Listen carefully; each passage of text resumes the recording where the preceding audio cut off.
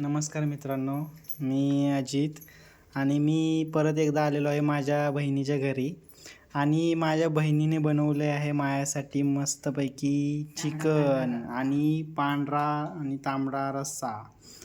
तरी याच्या आधी मी आलेलो तेव्हा माझ्या बहिणीने बनवलेली भरलेली वांगीची भाजी आणि आज बनवले आहे चिकन. बघा मित्रांनो कसं तांबडा पांढरा रस्सा